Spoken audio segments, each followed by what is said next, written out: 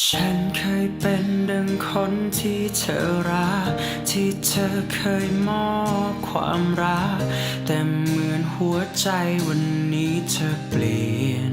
ไปครั้งหนึ่งฉันเคยคิดว่าฉันมีความหวังที่จริงเป็นแค่ความหลัง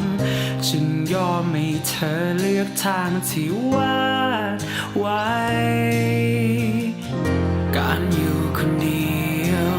ก็รู้ว่ามันต้องเหงาแต่ว่าฉันคงไม่อาจฝืนใจเธอฉันเลยถอยไปอยู่ตรงนั้นตรงที่ไม่มีใครให้กอดเลยถอยไปอยู่ตรงนั้นพบความลำพังเหมือนครั้งก่อน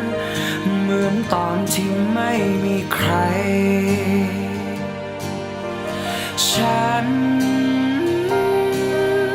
ยังทนได้เห็นเธออยู่กับเขาแล้วตัวฉันเองก็อุ่นใจรับรู้ข้างในว่าเธอนั้นเดินไปไกลเกินหวนคืนกลับมามองฉัน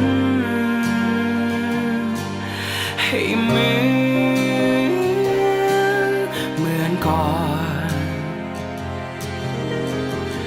เหมือนวันที่สองเราเคยรักกัน